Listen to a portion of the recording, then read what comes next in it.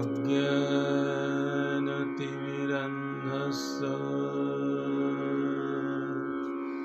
ज्ञानाञ्जनशलाकया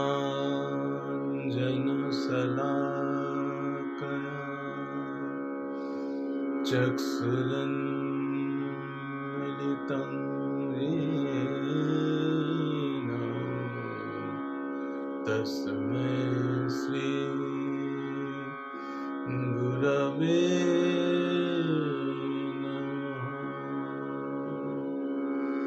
नमस्ते कालसत्याय जगन्नाथ सुतास्य सविद्याय सपुत्राय सकलत्राय ते नमः। नित्यानन्द नमस्तभ्यं प्रेमानन्द प्रदायिने कलौकल्मषनाशाय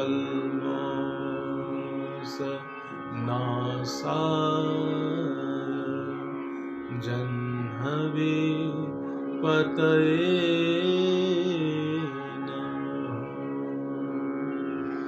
वन्दे कृष्ण चैतन्य नित्यानन्द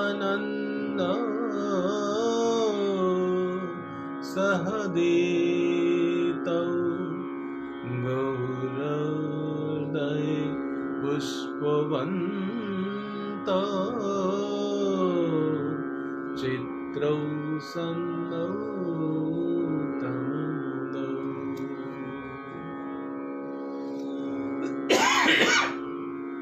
जय निताय जय निताय। श्री गोविंदं घनश्यामं पीताम्बरधरं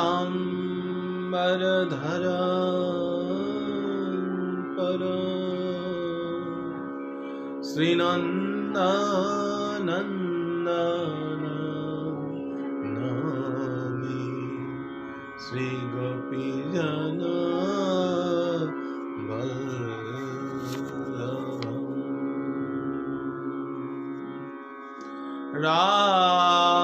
रासत्सव विलासिनी नमस्ते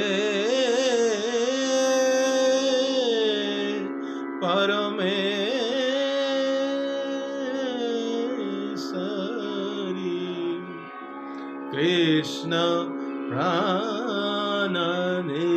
प्राणनेके राधे परमानंद विरहे गुरवे गौरचंद्राय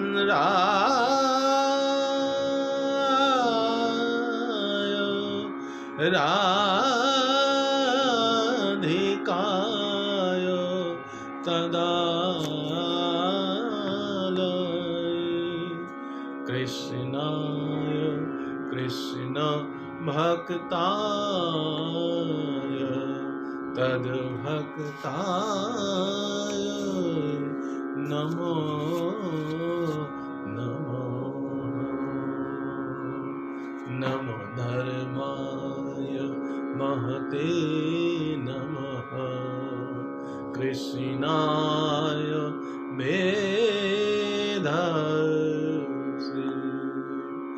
ब्रह्मणेभ्यो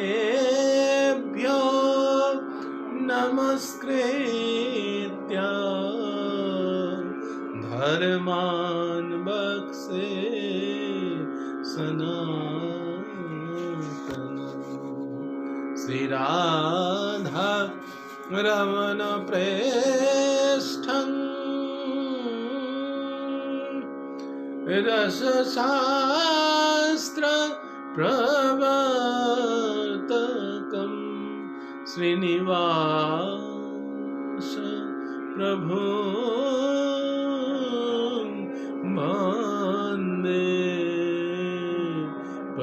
किया रास आतीनम।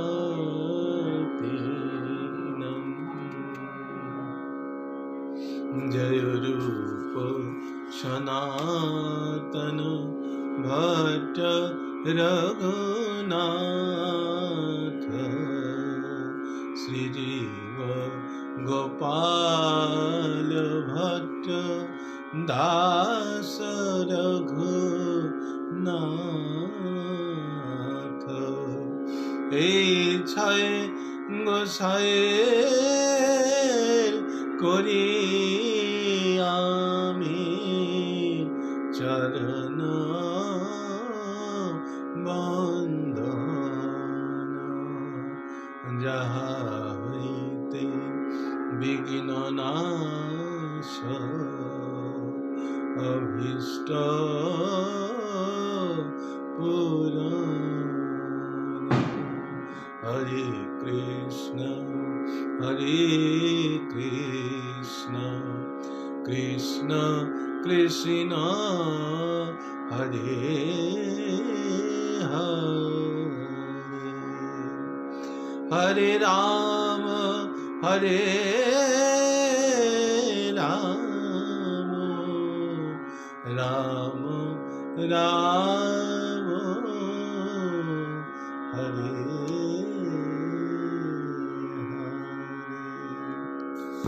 জয় নিতাই, জয় শ্রী গুরুদেব, জয় মদন মোহন, জয় নিতাই। আমরা প্রভুর কৃপায় শ্রী শ্রী গিরিরাজ মহারাজের যৎকিঞ্চিৎ লীলা মাধুর্য আস্বাদনের পরম সৌভাগ্য লাভ করেছি। দেখুন,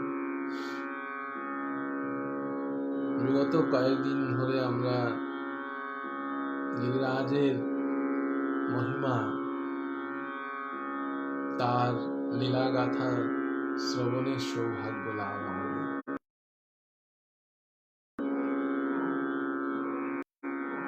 গতকাল আমরা আস্বাদন করেছিলাম ব্রজ বৃন্দাবনে সত্যি সত্যি এত বৎসর পর ইন্দ্রের পুজো না হয়ে,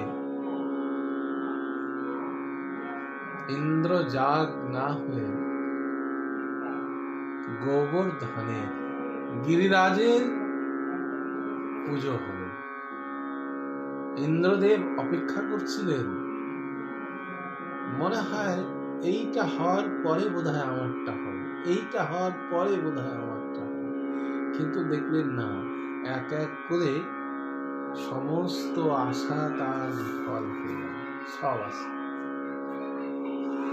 তো যেই সব আশা বিফল হয়ে গেল, তখন ওই গতকাল বলেছিলাম যে ক্রোধ উৎপন্ন হচ্ছে। কামাত অভিজায়তে ক্রোধ, যেই তার বাসনা চরিতার্থ হলো না, সঙ্গে সঙ্গে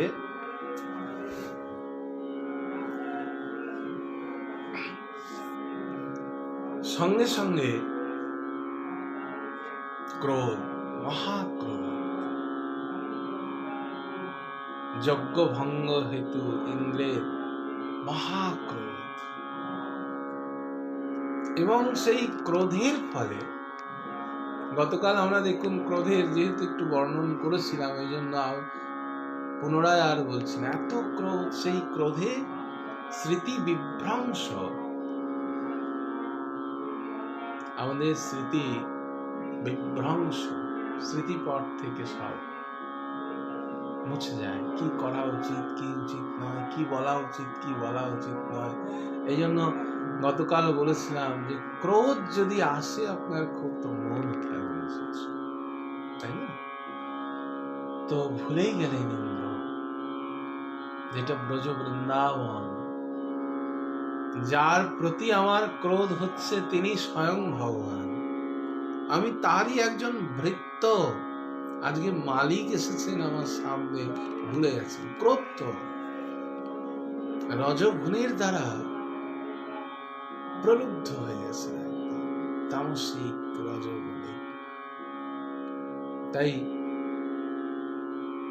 মনে মনে ভাবছেন, আরে দেখো দেখো, এই বনবাসী গোপদের কেমন ধন মদে কি আশ্চর্য মাহাত্ম্য।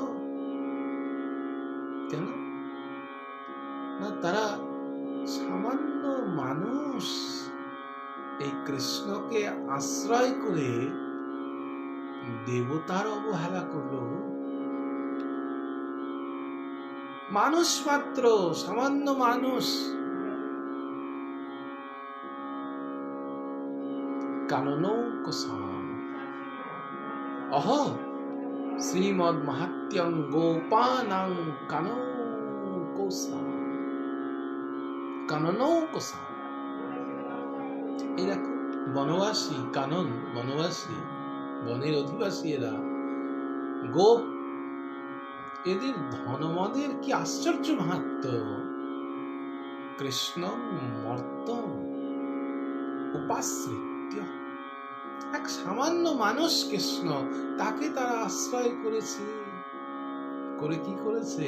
যে চক্র দেব অবহেলনম, তারা এই দেবতাদের অবহেলা করলো। দেখো দেবতাদের অবহেলা করছে সামান্য একটা মানুষ কৃষ্ণ।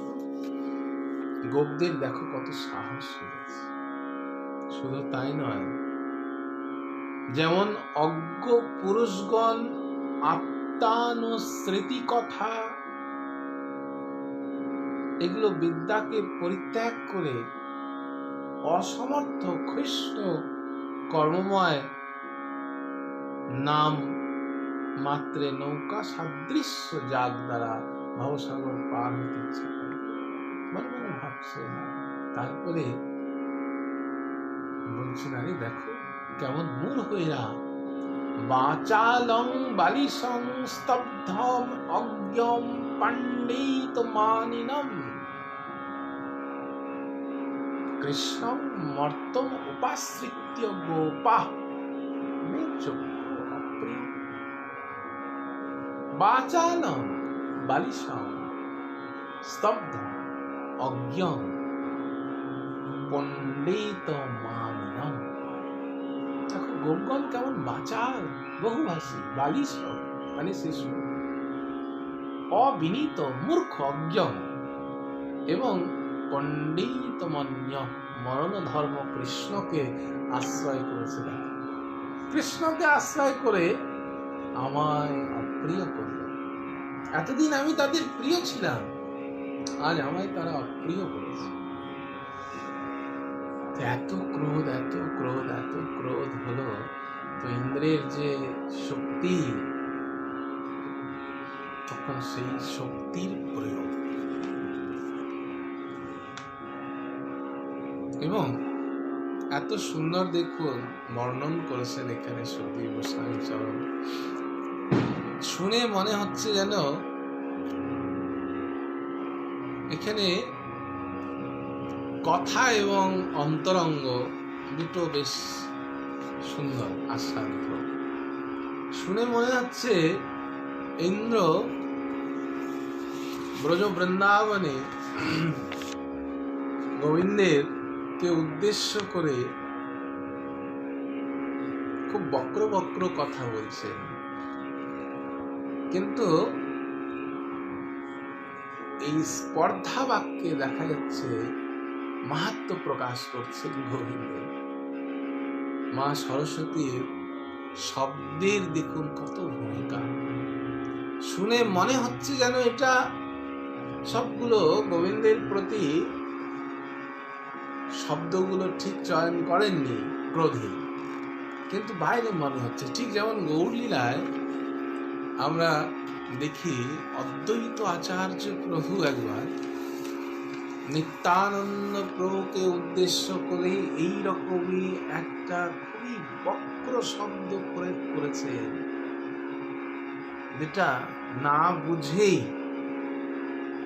বহু তথাকথিত অপসম্প্রদায় এবং নাস্তিক বা শাস্ত্রের অর্থ বোঝেন না এমন জন গ্রন্থ খুঁজে তার নিচে দাগ দিয়ে দেখান, এই দেখুন আপনাদের গ্রন্থে স্বয়ং অদ্বৈত আচার্য প্রভু নিত্যানন্দ প্রভুকে উদ্দেশ্য করে এই কথা বলেছেন, আর আপনারা বড় বড় কথা বলছেন। কি বলেছে? অদ্বৈত আচার্য প্রভু নিত্যানন্দ প্রভুর ওপরে একদিন বলছেন, আরে তোমার সঙ্গে আমার কি সাথ, তুমি মৎস্য খাও, মাংস খাও, কে মতো সন্ন্যাসী, বস্ত্র এরিলাম আমি, এই ঠিক আছে। একদম শব্দগুলো তো দেখুন, একদম সুন্দর করে বর্ণনা আছে। বেশ কয়েকজন আমাকে দেখিয়েছেন, একদম গ্রন্থে একদম কালি দিয়ে বড় মোটা করে লিখেছেন, এই দেখুন প্রমাণ। তো এটি হচ্ছে দেখুন প্রেম কলহ। হেন প্রেম কলহের মর্ম না জানিয়া এক নিন্দে আর বন্দে সে মরে পুরিয়া। এ তো প্রেম কলহ। প্রেম কলহে বহু কিছু হয় গো। আমি যখন ছাত্র ইউনিভার্সিটিতে পড়ি, তো আমি এই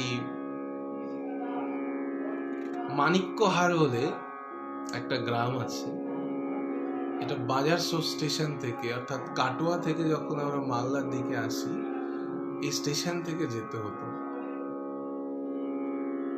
শ্রীবাস আচার্য প্রভুর এখানে শ্রীপাঠ সেবা আছে। আমি সকালবেলায় হাঁটতাম, মন্দিরের চারপাশ দিয়ে ঘোরাঘুরি করি, তো দেখি এক মা ঝাড়ু সেবা করতেন, নাট মন্দির এগুলো ঝাড়ু দিতেন। তারপরে অবাক কাণ্ড হচ্ছে, সেই ঝাড়ু নিয়ে গোবিন্দের দিকে ঝাড়ু নিয়ে রীতিমতো ঝাড়ু দেখাতেন এবং ঝগড়া করতেন। তো আমার আচার্য প্রভুপাদ সুভাষ ঠাকুর গোস্বামী পাদ, তার কাছে আমি একদিন বললাম, আরে কেমন ভক্ত গো, ডেইলি প্রতিদিন ঝাড়ু দিয়ে প্রভুকে একদম মনে হচ্ছে মারবে, রীতিমতো ঝগড়া একদম ঝাড়ু দিয়ে। তো প্রভু বললেন যে ওর ভজনই এটা, জানিস তো, এই ঝাড়ুতেই ওর প্রেম, প্রভুর সঙ্গে এই ঝাড়ু দিয়েই ভজন হয়ে যাচ্ছে। প্রেম কলহ দেখে, বাইরে দেখে বলেছে কি ঠাকুরের দিকে ঝাঁটা মারছে, ঠিক বস্তু তো হলো না, কিন্তু এ তো আমাদের বহিরঙ্গ দৃষ্টিভঙ্গি। এই জন্য বলছে হেন প্রেম কলহের মর্ম না জানিয়া, এই প্রেম কলহের মর্ম আমরা না জেনে এক নিন্দে আর বন্দে সে মনে পুরিয়া, পুরো ছারকার হয়ে যাবে না। তো এই আনন্দ ভজনের তন্ত্র শাস্ত্রে এর ব্যাখ্যা দিয়েছেন পঞ্চমকার সাধনা, অর্থাৎ পাঁচটা যে মকার, মদ্য, মাংস, মৎস্য, মুদ্রা, মৈথুন, এই যে পাঁচটি যে আনন্দ বলা হয় তন্ত্র শান্তি। এবং তান্ত্রিক সন্ন্যাসীরা আনন্দের নামে যে ভোগ, এই ভোগ মানে যে তারা যথেচ্ছাচার করেন, বা এই মদ্য, মাংস, মৈথুন, মুদ্রা দ্বারা তারা যে ভোগ করে, এই তন্ত্র ঘৃণ্য তন্ত্র সাধনা, ঘৃণ্য। একদিন বলছে, শোনো শ্রীপাদ, কিছু আনন্দ আনিব, তোমা হেন অতিথি বা কোথায় পাই।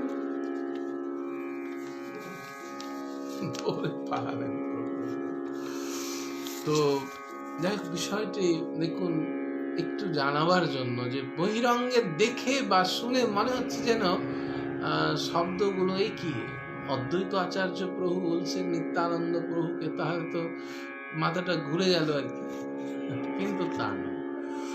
এখানে মদ্যপানে যে সেই অ্যালকোহল, যেটা আমরা মদ বুঝি, সেই মদের কথা এখানে বলছি। বলছেন যে যোগীর যে ব্রহ্মরন্ধ্রস্ত্র সহস্র দল কমল, সেই সহস্র দল কমল নিঃসৃত যে সুধা ধারা পান করে তার যে মত্ততা জন্মে, সেই ব্রহ্মানন্দ রূপ মদ্য বা মহানির্বাণ তন্ত্রে বলছেন নির্বিকার নিরঞ্জন ব্রহ্মে যোগ দ্বারা যে প্রমোদ, তাকে বলা হচ্ছে মদ্য। মাংস মানে মা যোগ অংশ, মা মানে হচ্ছে রসনা, অংশ অর্থাৎ রসনার অংশ, অর্থাৎ বাক্যের ভোজনই বা মৌন অবলম্বন, মৌন অবলম্বন, তাকে বলা হচ্ছে মাংস। এরকম সুন্দর সুন্দর ব্যাখ্যা আছে শব্দগুলো। মৎস্য মানে যে মাছ ধরে খাচ্ছেন তা নয়, মৎস্য মানে হচ্ছে ইরা পিঙ্গলা নারীতে বিচরণশীল মৎস্যের ন্যায় চঞ্চল, শ্বাস প্রশ্বাসকে যিনি কুম্ভক আদি দ্বারা সুষুম্না নারীতে পরিচালিত করেন, তাকে বলা হয় হচ্ছে মৎস্য। তো এইভাবে এই শব্দগুলোর ব্যাখ্যা আছে, সুন্দর ব্যাখ্যা, তাই না? কিন্তু বহিরঙ্গে শুনে মনে হচ্ছে যেন কি শব্দ প্রয়োগ করছিল। সেরকম ইন্দ্র তিনিও ভগবানের উপরে শব্দগুলো যে প্রয়োগ করেছেন, দেখে বা শুনে মনে হচ্ছে যে শব্দগুলো ঠিক করেননি, কিন্তু দেখুন এর মধ্যেও স্তুতি বাক্য আছে, স্তুতি বাক্য আছে। বলছেন যে কাননৌ কোসাং বনবাসী নাম, মানে বনবাসী তারা, বনবাসী। তো বনবাসী মানে কি জানেন? যারা, যাদের ভেতরে স্বাভাবিক সহজাত একটা সরলতা আছে, যাদের ভেতরে গৃহ আদিতে অভিমান শূন্য, তাদের যে ভক্তি সম্পদ, এই ভক্তি সম্পদ শ্রীমদ্ ভাগবতের মাহাত্ম্যে তাদের ভক্তির কথা বলে। স্বয়ং পরব্রহ্ম শ্রীকৃষ্ণ নরাকৃতি হয়ে তাদের ভক্তি রস আস্বাদন করছে, এই ভক্তি রস আস্বাদন করছে। এই জন্য বলছেন তারা হচ্ছে বনবাসী। কাননৌ কোসাং, দেখে মঞ্চারি কেমন কথা হচ্ছে, বাচালাম বারিশং স্তব্ধং অজ্ঞ, এতগুলো দিয়েছেন দেখুন ইন্দ্র। তো বলছেন বাচাল মানে কি না, বহুভাষী, তাই তো বহুভাষী। তো কেননা বেদ পুরাণ আদি সর্বশাস্ত্রের মূল বক্তা বাচ আর, বাচ আর, যত যত শাস্ত্র আছে পুরাণ আদি, তার মূল বক্তা যিনি, তাকে বলা হয় বাচাল। আমরা যে গ্রাম্য ভাষায় বলি বাচাল মানে খুব যদি বেশি কথা বলে, যিনি বাড়তি কথা বলে, বলেন এইখানে সেই কথা বলছেন। এই বলছেন এই বাচাল মানে কি না, বহুভাষী। কেমন বহুভাষী না, বেদ পুরাণ আদি যত সর্বশাস্ত্রের যিনি মূল বক্তা বাচ আর বাচাল। তারপরে বলছেন কি না, বালিশ, বালিশ মানে যে আমরা মাথায় দিই সেই বালিশ নয়। বালিশ শব্দের অর্থ হচ্ছে শিশুর ন্যায় যিনি নিরভিমান, বালিশ নিরভিমান। স্তব্ধ বলছেন কেন না, গোবিন্দের কেউ প্রণম্য বা প্রয়োজনীয় নাই বলে তিনি সর্বদাই অনম্র, অনম্র। অজ্ঞ, অজ্ঞ মানে আমরা বুঝি যার কোনো জ্ঞান নেই, কিন্তু এখানে অজ্ঞ মানে সেটা বলা হচ্ছে না। এখানে অজ্ঞ মানে কি না, তার মতো জ্ঞ অর্থাৎ জ্ঞানী আর নেই। কেমন দেখুন, তিনি সর্বজ্ঞ, তিনি সর্বজ্ঞ। আর না পণ্ডিত অভিমানী, বন্ধ মোক্ষ বিবেক জ্ঞানশালী পণ্ডিতগণ যারা সর্বদাই তার মান, তার চরণ সেবা করে থাকে, তিনি পণ্ডিত অভিমানী। এবং বলছেন মর্ত, মর্ত মানে না ভগবত বাৎসল্য গুণে নরকৃতি তিনি প্রকট হয়েছেন এবং তিনি সর্বাকর্ষক,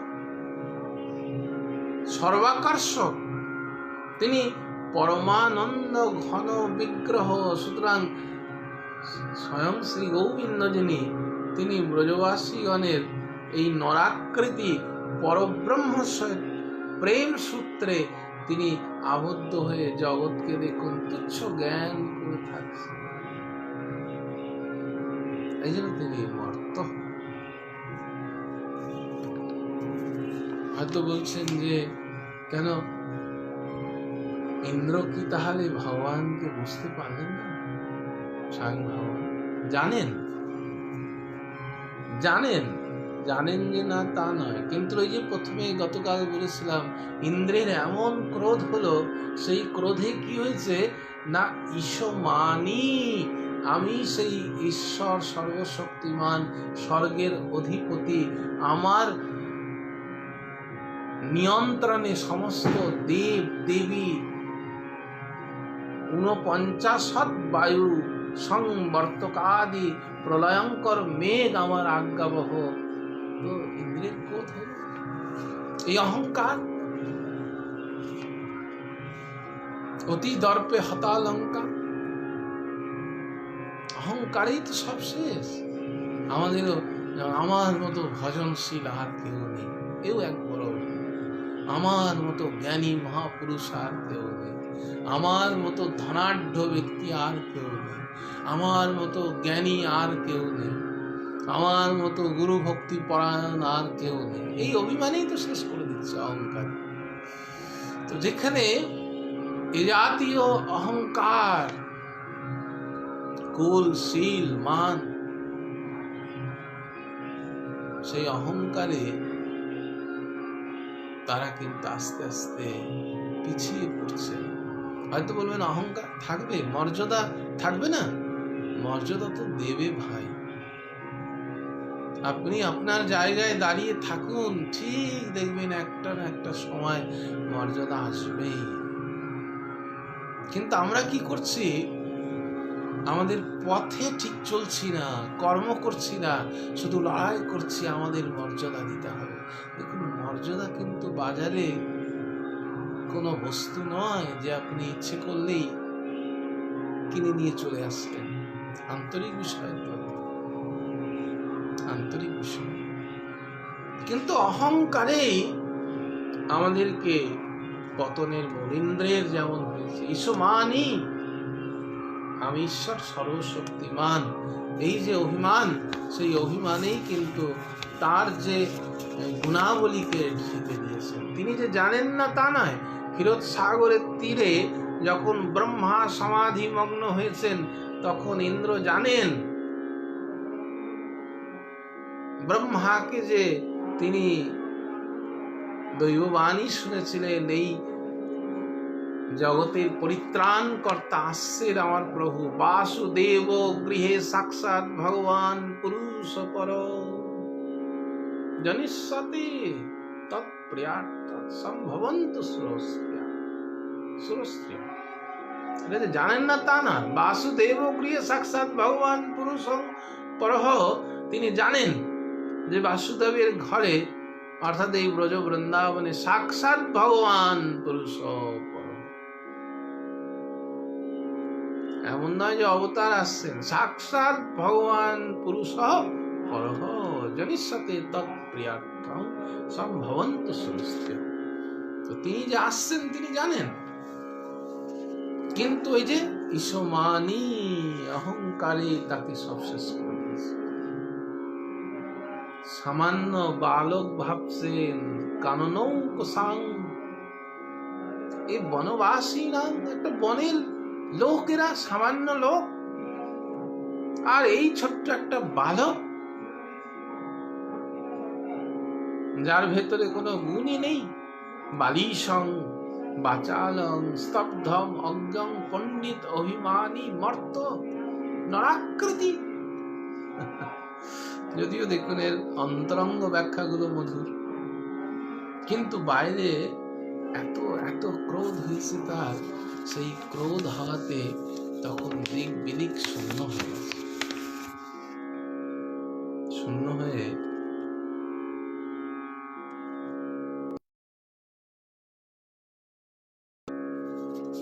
খুনের অত্যাচার, বড় অত্যাচার দেখুন যায়নি। তাই তো তিনি ক্রোধে, এমন ক্রোধ, সেই ক্রোধে ভগবানের স্বরূপকেও ভুলে গেছেন। তখন কি করেছেন? আদেশ দিয়েছেন তার আনুগত্যে যারা আছেন, ওই ৪৯ বায়ু সংবর্তকাদি প্রলয়ঙ্কর মেঘ, তাদেরকে আজ্ঞা দিয়েছেন ততঃ প্রচন্ড পবন বর্ষণাদিকং শতং পরং সম্বর্তক বাতি ধূম্রং খং রাজসাবৃতং তত মেঘ কুলাঙ্গনাং বিচিত্র বর্ণানে শত বর্ষানি বর্ষন্তে নন্দন্তে রস। তো এই ব্রহ্মার পরমায়ু যখন শেষ হয় না, আমরা ভাবি যে ব্রহ্মা বোধহয় যাবেন না। একদিন গৌরলীলা বর্ণন প্রসঙ্গে ব্রহ্মার আয়ুষ্কাল একদিন আপনাদের শুনিয়েছিলাম। তো সেই ব্রহ্মার পরমায়ু যখন শেষ হয়, সেই পরমায়ু যখন শেষ হয় তখন একটা প্রাকৃতিক ভাবে এই সৃষ্টি বিনষ্ট হয়, পুরো সৃষ্টিটা। তাকে বলা হচ্ছে প্রকৃত, মানে প্রাকৃত প্রলয় বলা হয়, প্রাকৃতিক ভাবে। এই প্রাকৃতিক প্রলয় যখন শুরু হয়, তো এর আগে কি হয়? ১০০ বৎসর অনাবৃষ্টি হয়। ১০০ বৎসর বর্ষানাম অধিকং শতম, ১০০ বৎসর, এবং প্রচন্ড মার্তণ্ড তাপে জগৎ দগ্ধ প্রায় হয়ে যায়, প্রচন্ড। তারপরে হচ্ছে ১০০ বৎসর প্রচন্ড পবন, প্রচন্ড বায়ু হয়। তাতে কি হয়? আকাশ ধূম্র বর্ণ এবং ধূলি সমাচ্ছন্ন হয়ে যাচ্ছে, নানা বর্ণধারী মেঘ সম তখন ঘোর গর্জন ধূম্রং খং রজসাবৃতম তত মেঘ কুলাঙ্গনং বিচিত্র বর্ণান্যনেক। বিচিত্র বর্ণের মেঘ তখন চারিদিকে একদম ছেয়ে যায়, ঘোর গর্জন। তারপরে কি হয় না? শত বর্ষানি বর্ষতি বর্ষন্তি, ১০০ বৎসর ধরে প্রবল বর্ষা হয়, প্রবল বাড়িধারা বর্ষণ হয়। তো এই প্রলয়কালের এই পুরো যে ঘটনাটা, এর এক নাম হচ্ছে সম্বর্ত। সম্বর্ত। তো প্রলয়কালের যে বায়ু, এই জন্য একে বলা হচ্ছে সম্বর্ত বায়ু। প্রলয়কালের যে মেঘ, তার নাম হচ্ছে সম্বর্ত মেঘ। বুঝছেন কি দশা হতে পারে? তো সেই সম্বর্ত মেঘ এবং সম্বর্ত বৃষ্টি বায়ু, এদেরকে ইন্দ্র আজ আজ্ঞা দিয়েছে, যাও, আমার পুজো করলো না, আমাকে মানলো না। এর আগের দিন যেমন বললাম আমাদের বহু তথাকথিত বৈষ্ণব আজকাল হয়েছেন, আমাকে এই বলল, তার বংশ নির্বংশ হয়ে যাবে, আমার প্রতি আচরণ করলো, তার এই রোগে ভুগে মরবে। অথচ তিনি রোজ প্রতিদিন 10টা করে ট্যাবলেট খেতে হয় তাকে। তিনি নীরব দেহ নন, তার ঘরে শান্তি নেই, অথচ তিনি দেখুন কেমন করে সবাইকে অশান্তিতে ফেলছে।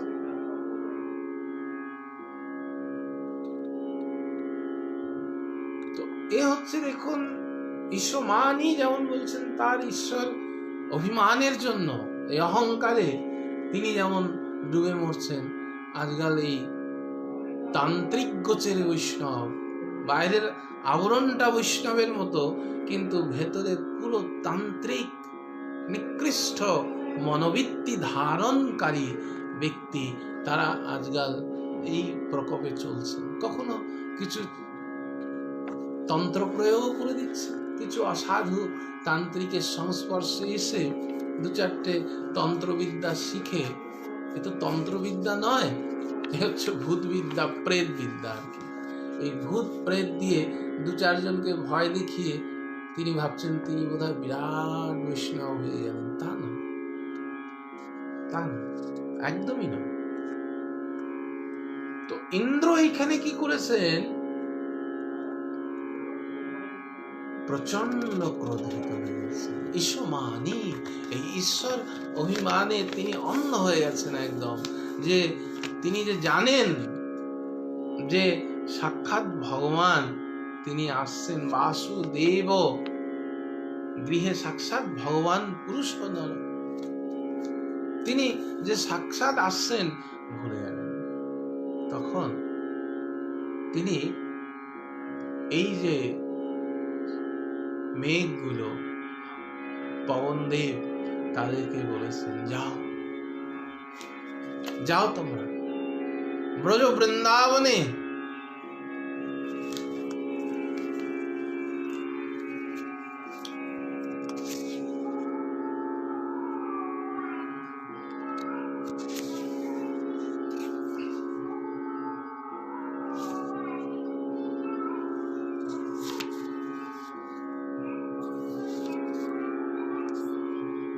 ব্রজ বৃন্দাবনে তোমরা একদম ধ্বংস করে দাও, তোমাদের যত শক্তি আছে সর্বশক্তি প্রয়োগ করে তোমরা বুঝিয়ে দাও যে ইন্দ্রের কত শক্তি। এই ইন্দ্রের প্রকোপ শুরু হলো। হঠাৎ করে দেখছেন চারিদিকে মেঘ, একদম কোন মেঘ কৃষ্ণ বর্ণ, কোন প্রীত বর্ণ, হরিত বর্ণ, কর্পূরবৎ শুভ্র বর্ণ, নীল কমলের ন্যায় সমুজ্জ্বল নীল বর্ণ। এরপরে সেই বৃষ্টি শুরু হয়ে গেল। কেমন বৃষ্টি না, হস্তি তুল্য বৃহদাকার বাড়িবিন্দু।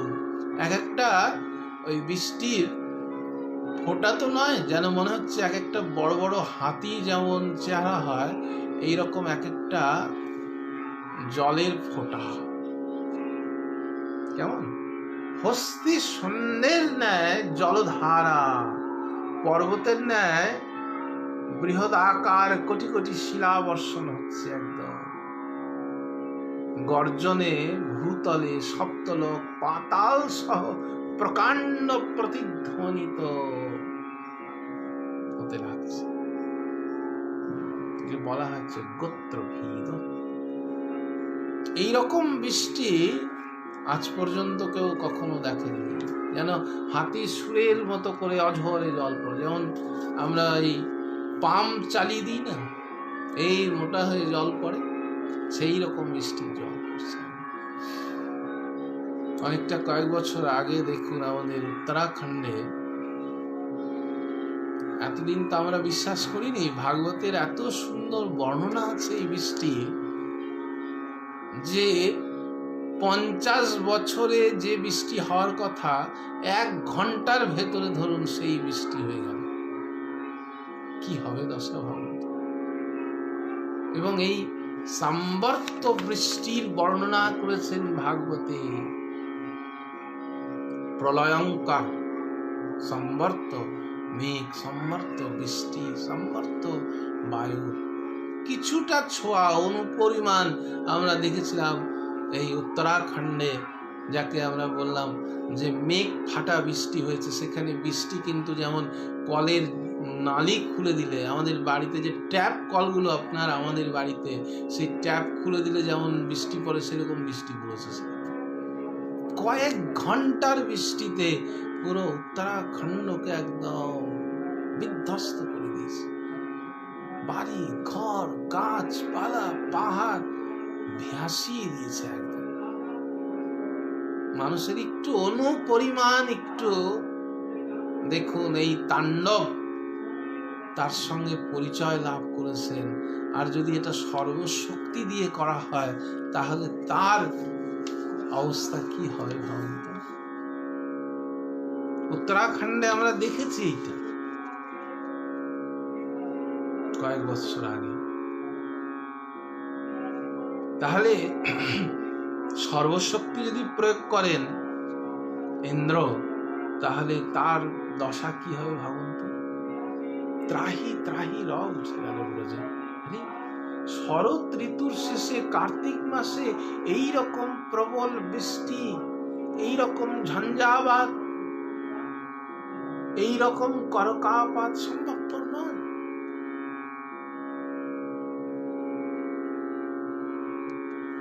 আর আপনারা জানেন সমাজে সবচাইতে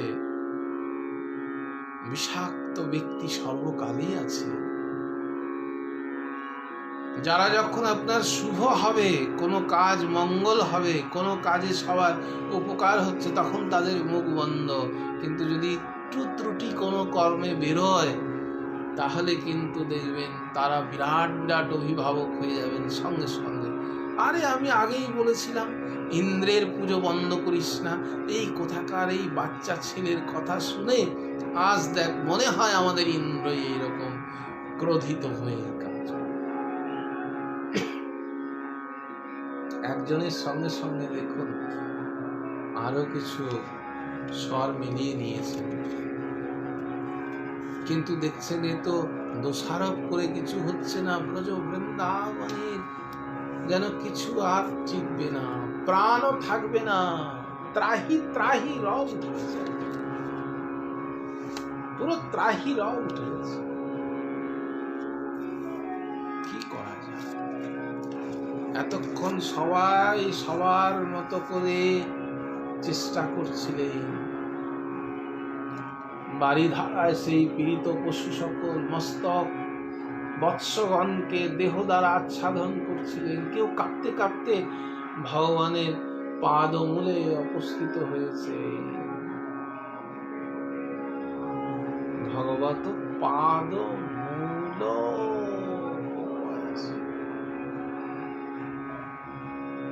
চেষ্টা করছেন। কেউ নিজের নিজের বাড়িকে রক্ষা করছেন। বাড়ি রক্ষা করবেন কি করে? এত প্রবল ঝঞ্ঝাবাত, বাড়ি শুদ্ধ উড়িয়ে নিয়ে চলে যাচ্ছেন। এক একটা বড় বড় বৃক্ষকে যেন খড়কুটোর মতো উড়িয়ে নিয়ে চলে যাচ্ছে। পশুগুলো যেন আকাশে উড়ছে, একদম মনে হচ্ছে ছোট্ট একটা খড়ের মতো করে উঠছে। ব্রজজনরা এইরকম প্রলয়ঙ্কারী দশার কিন্তু কোনোদিন সাক্ষী হয়নি, জানেন না। বৃদ্ধ যারা আছেন তারা বলছেন, আরে আমরা এই ব্রজে এত এত এত বৎসর বাস করলাম, কিন্তু এই রকম মেঘ, এই রকম বৃষ্টি, এই রকম ঝড় তো আজ পর্যন্ত আমরা না দেখেছি, না আমাদের বাবা, না আমাদের ঠাকুর দাদা বা প্রাচীন প্রাচীন মুখে আমরা কোনোদিন শুনেছি। আমরা কোনোদিন শুনিনি। এ নিশ্চয়ই ইন্দ্রের প্রকোপে হয়েছে। কিন্তু হলে হোক, এখন আমাদের রক্ষা করবে কে? কে আছে আমাদের এই মহা বিপদ থেকে রক্ষা করার মতো? গোবিন্দ দর্শন করছেন বাল গোপাল। আরে ইন্দ্র, তুমি সামান্য একটা ভৃত্য হয়ে একটা ভৃত্য হয়ে তুমি আজ এইরকম আমার ব্রজের ওপরে তুমি তাণ্ডব চালাচ্ছ। দাঁড়াও, স্বর্গরাজ্যাভিমানী ইন্দ্রের গর্বখণ্ড করতে হবে। ভক্তের অহিত না করতে পারে। দেবতা তো সাত্ত্বিক প্রকৃতির, সাত্ত্বিক গুণ সম্পন্ন, ঐশ্বর্য গর্ব থাকা তো ঠিক নয়। তাই আমার প্রভু সে অচিন্ত শক্তি সমন্বিত স্বয়ং ভগবান। অচিন্ত শক্তি মানে যার শক্তিকে আমাদের কল্পনার ভেতরে করতে পারবো না। এই জন্য বলেছে অবাং মানস গোচর। তাকে কথা দিয়ে বর্ণনা করা যায় না, তাকে চিন্তায় ধরা যায় না, তাকে টিকা টিপ্পনী দ্বারা বোঝা যায় না। তাহলে তাকে ধরবো কি করে গো? বলছে তিনি যদি নিজে কৃপা করে ধরা দেন তবেই ধরা যাবে, নচেত নয়। আপনার পাণ্ডিত্য আছে, সেই পাণ্ডিত্য দিয়ে আমার প্রভুকে ধরবেন, পারবেন না। আপনার খুব মেধা আছে, সেই মেধা দিয়ে আমার প্রভুকে ধরবেন না, পারবেন না। আপনার বিরাট অর্থ আছে, সেই অর্থ বৈভব দেখিয়ে আমার প্রভুকে ধরবেন না, পারবেন না। আপনার বহু বহু জন্মের বহু সুকৃতি আছে, শুভ কর্মের ফল আছে, তা দিয়ে আমার প্রভুকে ধরবেন, বললেন না, তাও পারবেন না। তাহলে কি করে? বলছেন অত্র মূল্য, এই কলম একমাত্র মূল্য নিয়ে তার কাছে আমরা যে দাঁড়াতে পারবো, যেতে পারি কিসে? না লালসারু, উৎকণ্ঠারু। এবং তিনি যদি কৃপা করে আসেন, তিনি যদি প্রসাদ করে নেন, তবেই কিন্তু আমাদের কোনো গায়ের জোরে যে আমি এই করেছি, আমি এত এই করি, আমি অমুক করি, তমুক করি, আমার এই আছে, আমার অমুক আছে, এই শক্তি দিয়ে ভগবত কৃপা লাভ করা যায় না। ভগবত কৃপা লাভ করা যায় একমাত্র তার কৃপা করুণায়। তিনি যদি অনুগ্রহ করে আমাদের উপরে কৃপা করেন, তার অনুগ্রহেই একমাত্র আমাদের উপরে হতে পারে, তাছাড়া সম্ভব না, তাছাড়া সম্ভব না। ভগবান বলছেন তুমি ইন্দ্র, তুমি স্বর্গ রাজ্যের অভিমান নিয়ে তুমি আজকে এমন করছো। দাঁড়াও, তোমার অভিমানকেই নাশ করতে হবে, অভিমানকেই নাশ করতে হবে।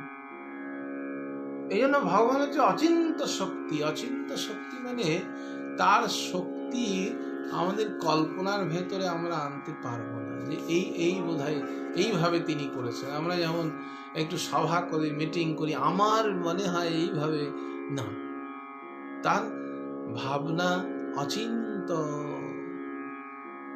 তুমি চিন্তা করে একুল ওকুল করতে পারবে না। যেমন মহাসমুদ্রে তুমি একুল ওকুল পার হতে পারবে না, পুকুরের মতো পড়ে যেদিকেই যাও না কেন শুধু জল জল জল। ঠিক যতই তুমি চিন্তা করো না কেন, যেন এই মহাবিশ্বে তুমি পড়ে আছো, কোন দিকে যাবে? তো ভগবানের শক্তিও তাই।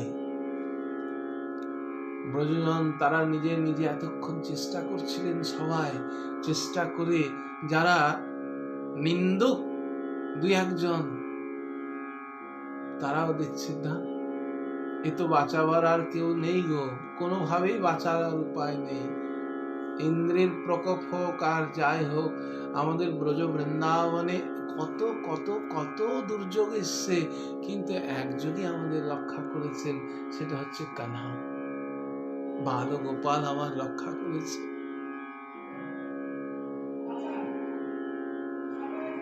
তাই চল, আর দেরি করে লাভ নেই, আর ভেবে লাভ নেই, আর নিজেদের চেষ্টা করে লাভ নেই, কারণ না আমাদের চেষ্টা করার সামর্থ্য নেই।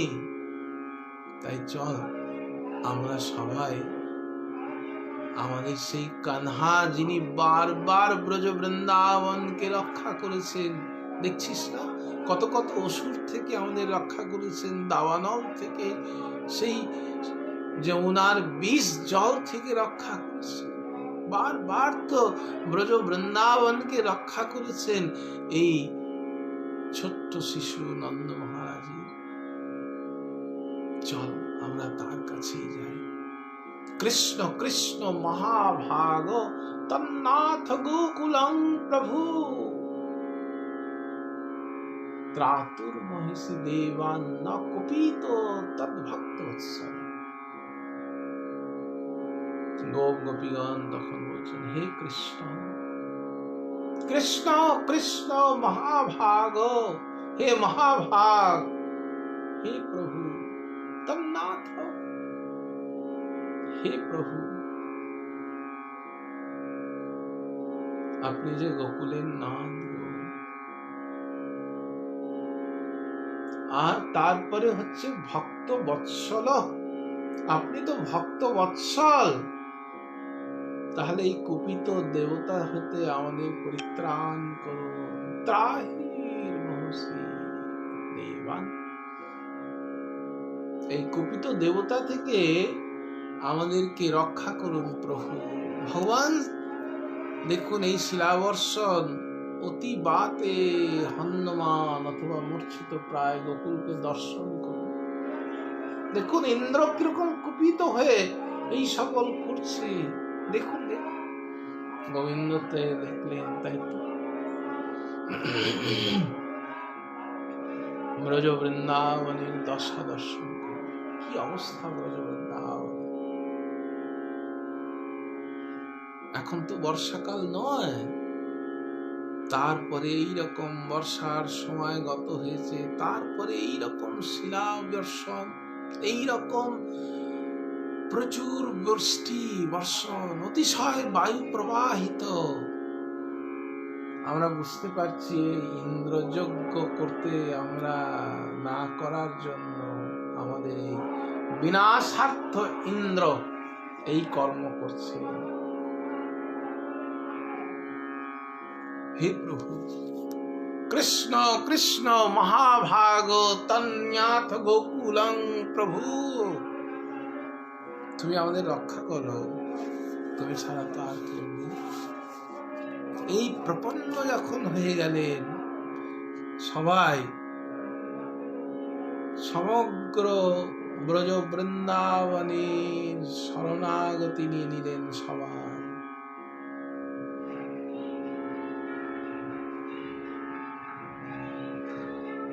সবাই যখন গোবিন্দের পাদ পদ্মে শরণ নিলেন, গোবিন্দ তখন সেই বাল গোপাল ভাবেন। সেই বাল গোপাল তখন সহসা অনায়াস, মানে এমন যে বহু কঠিন কষ্ট করে তা না, অনায়াস মানে যেন কোনো আয়াসই নয়। যেমন আমরা ছোট্ট একটা দেশলাইয়ের কাঠিকে তুলে নিই, সেই রকম অনায়াস তিনি গিরিরাজকে ধারণ করে নিলেন। যদি আমাদের শ্রীজি গোস্বামী পাদ বলছেন যে গোবর্ধন পর্বতের মানস গঙ্গার যে উত্তর ভাগস্থ অংশ আছে, সেই উত্তর ভাগস্থ অংশটাকে তিনি উৎপাটন করেন এবং বাম করে তিনি ধারণ করেছেন। জয় জয় गिरिराज महाराज की जय जय गिरिधारी की जय जय गिरिधारी की जय जय गिरिधारी की। গোবিন্দের আরেক নাম হয়ে গেল গিরিধারী। এই গিরিকে ধারণ করেছে, গিরিকে ধারণ করলেন গোবিন্দের এক নতুন নাম হলো গিরিধারী। উত্তোলন করে নিলেন, একদম উত্তোলন করে সমস্ত ব্রজজনকে তার এই অচিন্ত শক্তি দিয়ে সবাইকে নিয়ে চলে আসলেন সেই গিরিরাজের তলায়। সখারা সখীরা স্বয়ং রাধা ঠাকুরানী, ব্রজের যত ধেনু বৎস যারা যারা ছিলেন সবাই গোবিন্দের এইখানে হাজির। আর এরকম পর্বত তুলেছেন তো গোবিন্দ ব্রজজন।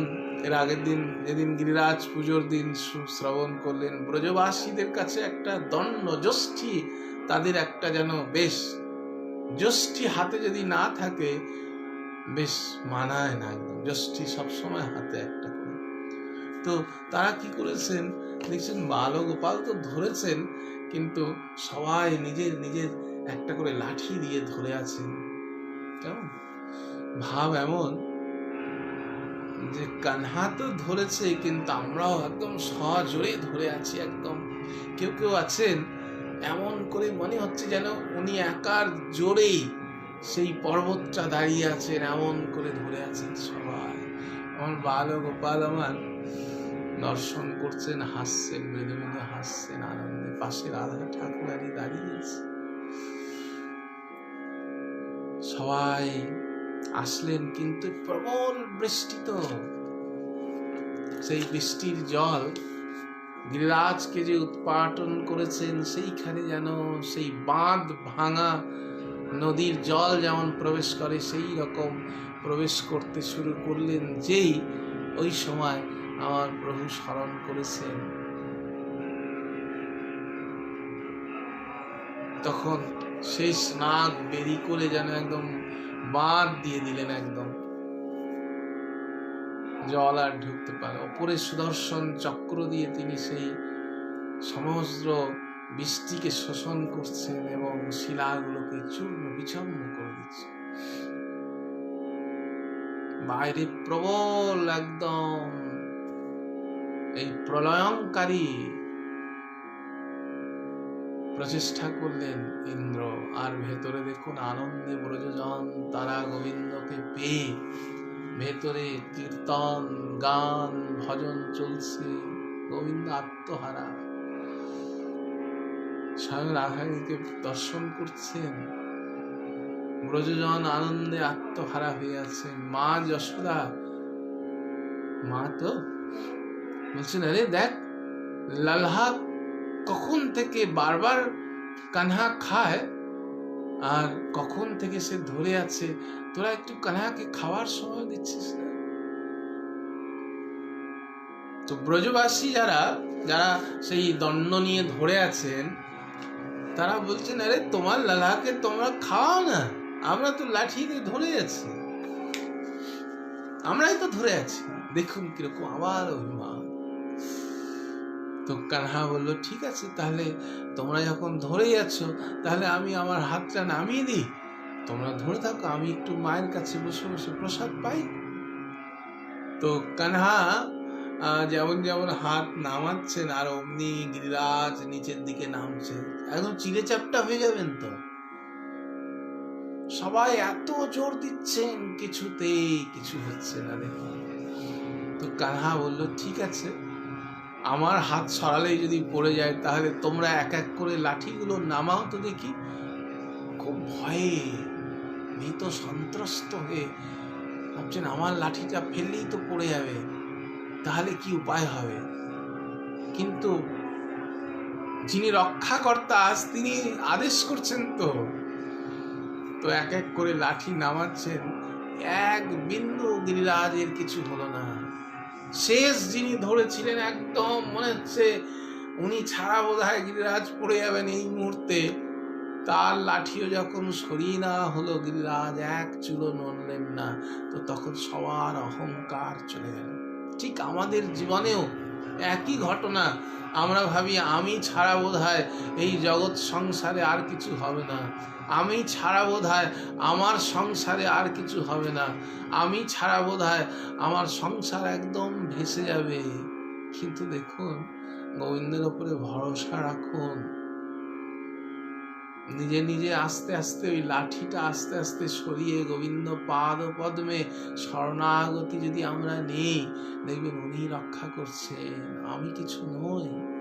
এটা আমার মনের ভাবনা যে আমি না থাকলে বোধহয় সব ভেসে যাবে, একজনও বাঁচবে না, তা নয়। প্রতিদিন এক এক পরিবারের এক একজনের মৃত্যু হয়ে যাচ্ছে দেখুন, কিন্তু সেই পরিবার কিন্তু ধ্বংস হয়ে যাচ্ছে না, ঠিক কোনো না কোনো ভাবে আবার সর্বশক্তিমান হচ্ছে তারা। মাঝখানে শুধু আমার অহংকার, আর এই অহংকারের জন্য গৌর গোবিন্দ ত্যাগ করে আমি দিন রাত ওই লাঠি ধরে আছি গো, লাঠি ধরে আছি, কিন্তু আমার লাঠিতে কোনো কাজ হবে না।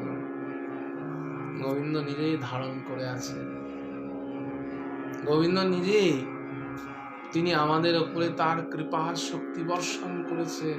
শুধু আমাদের চাই তার চরণে প্রপন্ন হওয়া।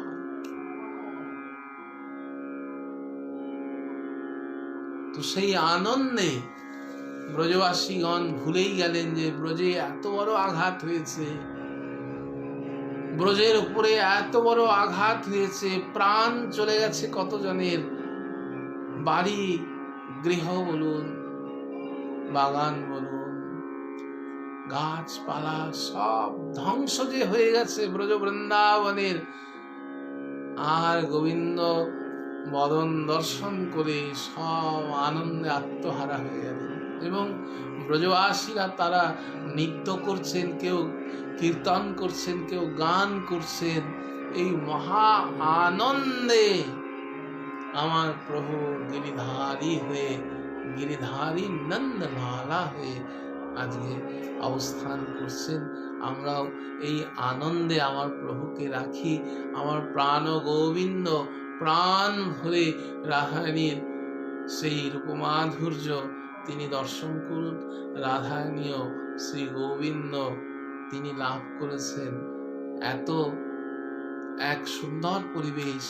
কেননা আমার শ্যামসুন্দর মদনমোহনের দুইজনের মিলন বড় কঠিন ব্রজ বৃন্দাবনে, কিন্তু এই গিরিরাজ লীলায় আজ দেখুন নিরবচ্ছিন্নভাবে 7 দিন আমার রাধারানী আমার মদনমোহনের সঙ্গে বিরাজ করছেন। তাই বড় আনন্দ আমাদের আরো, কেননা আমাদের যুগল মিলনেই, যুগল রূপ ও দর্শনেই তো আমাদের আনন্দ। তাই আমরাও এই আনন্দ থেকে বঞ্চিত হতে চাই না। আমরা প্রাণ ভরে আনন্দে আমরা এই যুগল রূপমাধুর্য দর্শনে আমরা ব্রতী থেকে আজকে আমার প্রভুর নতুন নামকরণ হলো। তিনি আজকে থেকে গিরিধারী হলেন, গিরিধারী। তো সেই গিরিধারীর পাদ পদ্মে প্রণাম জানিয়ে আজকের মতো প্রভুর কথা এখানেই রাখছি বিশ্রাম। জয় জয় শ্রী गिरिराज महाराज की, जय जय श्री गिरिराज महाराज की, जय जय श्री गिरिराज महाराज की।